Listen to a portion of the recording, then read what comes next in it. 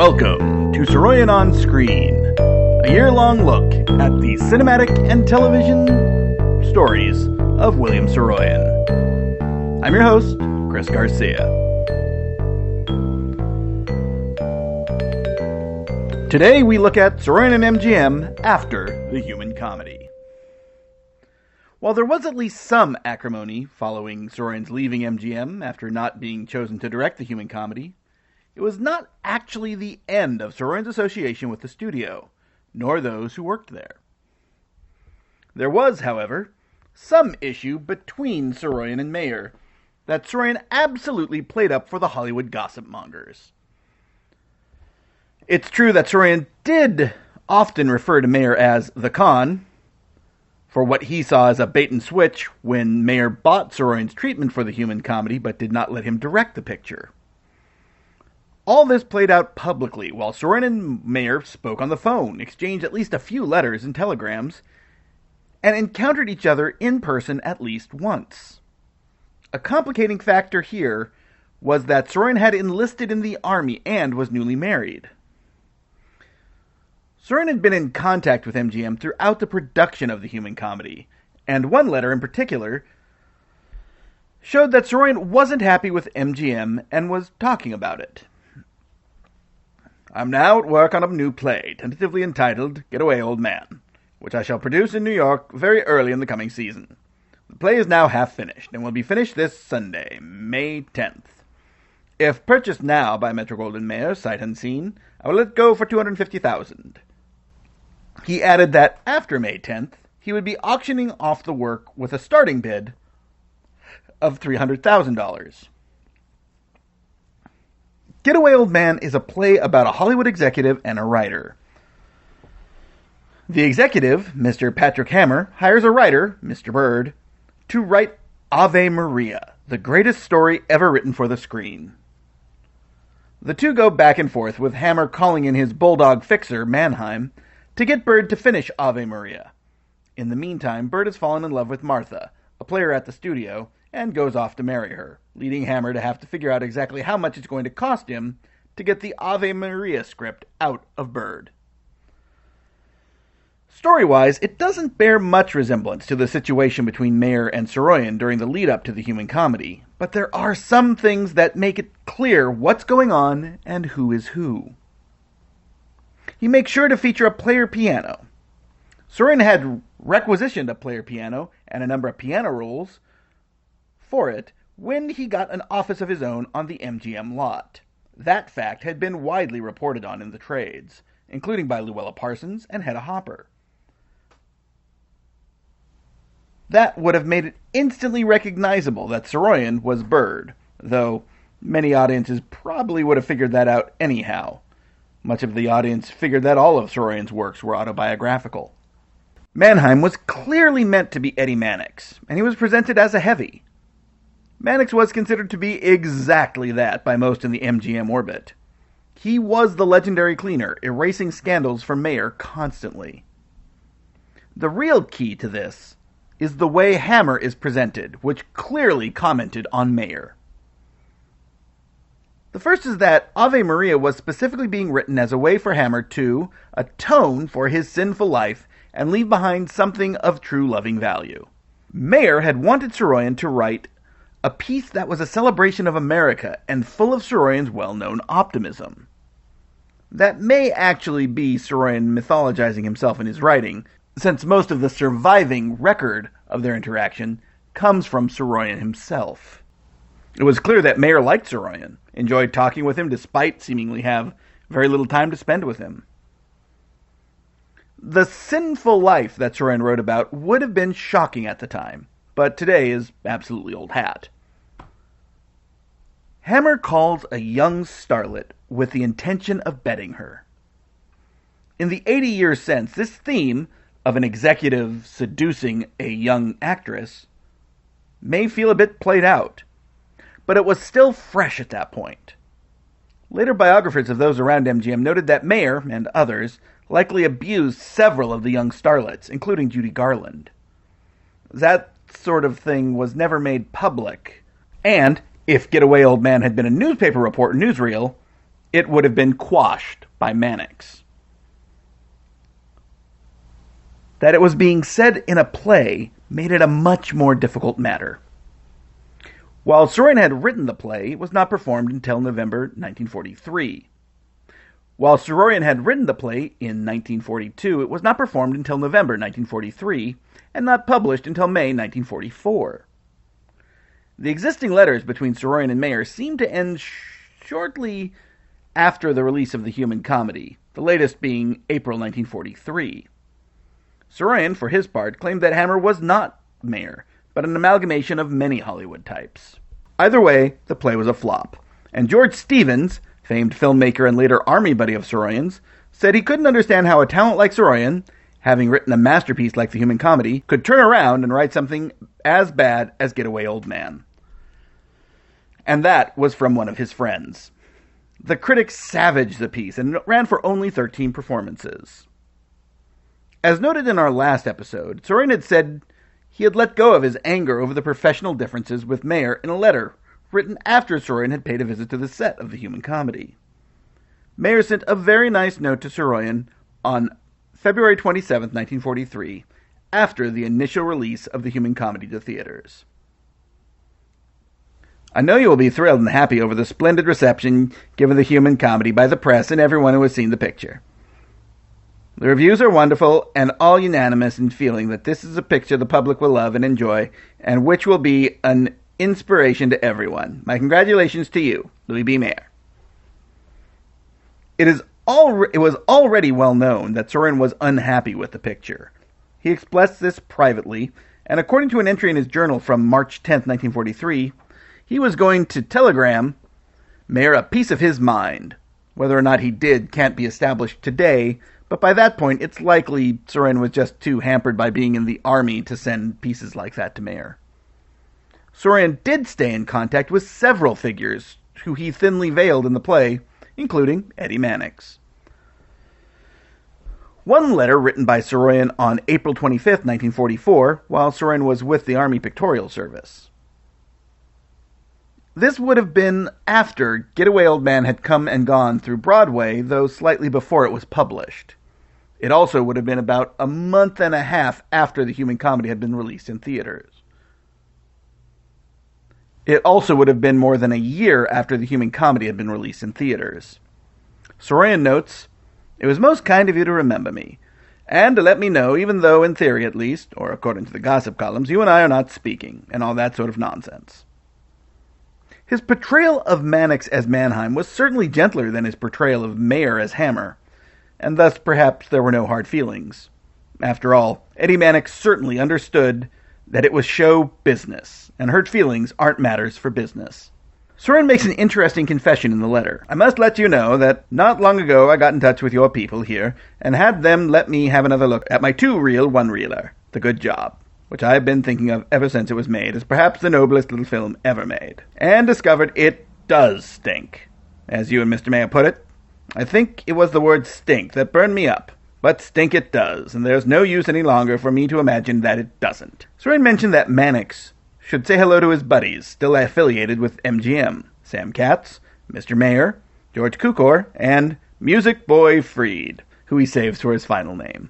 This letter, like those with Mayer, might have been trying to smooth over things with the studio at a time when he knew waters were going to get rough. Saroyan may well have been trying to make sure that MGM doors stayed open, at least slightly cracked, if he ever wanted to get back into the pictures. By the end of the letter, Saroyan hints that he'd like to get back into the movie game, noting, "After the war, I'm going to make a picture I know you are going to like." An interesting note was a letter Saroyan sent to MGM, specifically Sam Katz, Eddie Mannix, and Louis B. Mayer, on March 2, 1946, asking if they were interested in selling back the motion picture rights to The Human Comedy. A couple of weeks later, Freed sent a telegram asking Saroyan to urgently call him at the studio. And then an official response letter was sent April 15, 1946. In it, 3 copies of the contract for The Human Comedy that had not been signed in 1943, and an explanation of why they were sending them for a signature.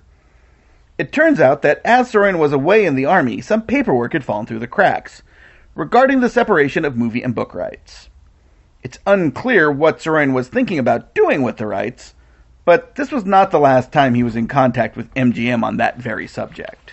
Saroyan began exchanging letters with Dore Schare in 1950. Dore started in theater and came to MGM, was fired, worked with producers like David O. Selznick, and then came back to MGM. By 1950, MGM was in a bit of trouble. They had posted their first annual loss ever in 1948, and Schare was brought in to bring the studio back to life. In 1950, Saroyan got in touch as Schare was producing an anthology film, The American Saga, which would be released under the name It's a Big Country, an American Anthology. It told 7 different short stories, each with its own production team, one of which was led by Clarence Brown, director and producer of the human comedy. It's unclear if Schare had gotten in touch with Saroyan or if Saroyan had cold-called him trying to get his stories included in Schere's film. The Stolen Bicycle, a story from Saroyan's Dear Baby collection, was specifically mentioned, as was The Parsley Garden, though that wouldn't be filmed for more than 35 years. He also mentioned that his collection, The Assyrian, where The Parsley Garden had appeared, was just out, and one of those stories would be appropriate. Dore didn't want any of them. A few months later, Saroyan wrote Schare about potentially filming his newest short play, The Bad Men. In that letter, he comes out and says, "I'd be interested in an exclusive arrangement with Metro. If you speak with Mr. Mayer about it, please tell him I send him my best." The Bad Men would eventually be filmed for the Omnibus television series. An episode we'll do later in this series. At that point, Schare and Mayer were already butting heads in a power struggle at MGM, one which would eventually force Mayer out of the company he co-founded. Saroyan had significant money issues at the time, and they would only get worse as the 1950s continued. He clearly wanted a deal in Hollywood, and while pursuing Schare at MGM, he was also in communication with King Vidor, David O. Selznick, RKO, 20th Century Fox, and Hal Roach Studios about various projects. While Saroyan's most recent filmed offering, The Time of Your Life, had not done particularly well at the box office, he was still hoping to get more film work. He also began to look at television writing work. Schare had not managed to turn around MGM's fortunes fully, but had given them a bit more comfort in the box office. Saroyan sent a screenplay for My Heart's in the Highlands to MGM, but Schare didn't believe it was a compelling screenplay. "I'm sorry, but the material is too scattered for me to believe that it would make an effective and commercial motion picture," Schare responded. It's unclear if this was the same script that would be used for the television adaptation of My Heart's in the Highlands that would be produced later in the 1950s. Saroyan apparently wrote several versions of the play for the screen between 1950 and 1968, though it's difficult to tell which were ever commissioned and which were simply Saroyan preparing for a hopeful purchase. Saroyan sent over many stories over the next 3 years until Schare was fired from MGM in 1956 after a string of expensive flops. Saroyan was also in contact with Mel Ferrer. Ferrer, the co-founder of the La Jolla Playhouse in California, was familiar with Saroyan, and when Ferrer joined MGM in 1952, almost instantly Saroyan got in touch, pointing out that his play Jim Dandy would make a good picture. He even had a cast in mind: Charles Boyer for Fishkin, Jimmy Durante for Jack Arrhythmia, and Ferrer himself as Johnny. It seems as if Saroyan was as interested in getting a film made of one of his stories as he was of getting one of his plays produced at the La Jolla Playhouse. With Ferrer, he could double dip. Saroyan's closest associate at MGM was Arthur Freed, Saroyan's drinking buddy when he arrived in Hollywood in 1941. The pair were friends, and much of Saroyan's studying in the lead-up to his planned directing of the human comedy had been visiting Freed's set. He also provided some feedback on Freed's film, Panama Hattie, over a long lunch. The first cut of the film had been something of a wreck, but Freed saved it and turned it into a moneymaker. How much impact Saroyan had is unknown. One of the most interesting dead ends in Saroyan's relationship with MGM was the 1956 film Invitation to the Dance. This was the first film directed solely by Gene Kelly, Saroyan's friend from the days of The Time of Your Life's first Broadway run. Invitation to the Dance was produced by Freed, who had initially brought Kelly to Hollywood years before. Freed contacted Saroyan about providing narration for the anthology dance film. Perhaps Freed felt that the audience of the time would need narration to fully grasp the meaning of the dances. Saroyan was receptive to the idea, and since the film had no dialogue, simply dance, perhaps a narrator would help clarify things for the audience. The picture included a lovely Hanna-Barbera cartoon dance scene called Sinbad the Sailor. Kelly danced live with cartoons as he had done with Jerry Mouse in Anchors Away a decade earlier. The contract offered Saroyan $250 for writing the narration himself, and a total of $1,000 for delivering the narration. Saroyan saw an early cut of the 2 live-action sequences and declared them great. He wrote short introductions and transitions between the chapters, and some of the writing is as poignant as Saroyan could muster. But the final film does not contain any narration. Saroyan wrote a letter to MGM detailing that he had been contacted by Freed to provide the narration, and he had written it and sent it to Freed. He had spoken with Freed and Gene Kelly, and both indicated that it was good stuff. In Stanford, there is a telegram from Freed to Saroyan. Like the suggestions, and would like to complete this with you. Agreement is being drawn up. I'll be back in the studio Thursday or Friday. Saroyan visited MGM the following week and spoke with many of those involved with the production. Saroyan had wanted some changes to the contract, but MGM never got in touch, and he was still asking for $1,000. It's not clear exactly what changes were needed, but Saroyan certainly wanted the $1,000. I have never made any cagey point of pretending I don't need money when I do, and if I ever needed it, I need it now. Notably, the film was a flop, another in a string during MGM's rough patch. It appears that was last attempt at a direct project with Freed, and it's clear that Saroyan took the invitation to dance fiasco as something of a personal slight. Saroyan's money issues were real, and Freed letting him down does seem to have spoiled their relationship for a while, though not too long. In 1960, Saroyan and Freed were in contact again, this time about The Subterraneans, a film based on the novel by Jack Kerouac dealing with the beatnik scene. Freed sent Saroyan a copy of the script along with a few records. Saroyan apparently greatly admired the records, and replied to Freed's contact. This is a special area of art and reality, which has its specialists, especially Kenneth Rexroth, who knows jazz, San Francisco, poetry, the kids who've tagged themselves beat or beatific, and people in general, inside and out. Saroyan met with Rexroth, who had always been an admirer and would correspond with Saroyan several times. Rexroth sent Saroyan a note after Saroyan had spoken with Freed. Let's hope something comes from the movie. I still wish you'd write it. More fun it would be to appear in it. Tell the man the record does not represent the jazz poetry at all. I have a very good band, the best musicians in the area, and we have come far beyond that. I can send him tapes.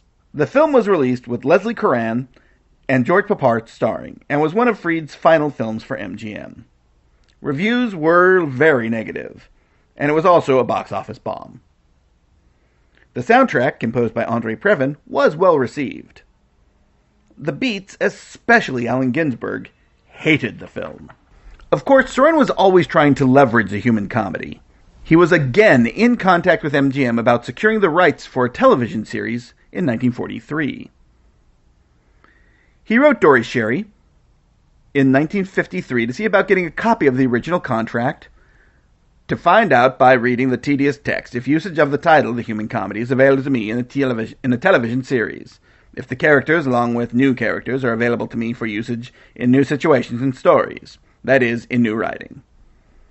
He added that he was also willing to do a new edit of the original film with any unused footage and write and recite a writer's introduction to it, and furnish the studio with a brand new money-making property, and just a little royalty of the gross for myself.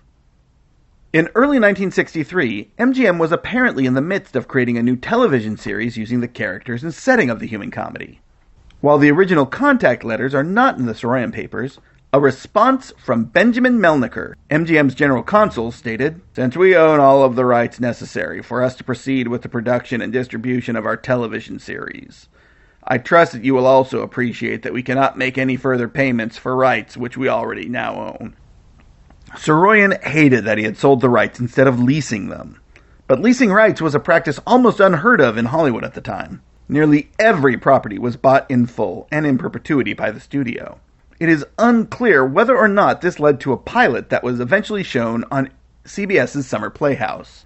In 1970, he made contact with MGM again in an attempt to wrest the rights to the human comedy away when the rights were coming up for the then required copyright renewal.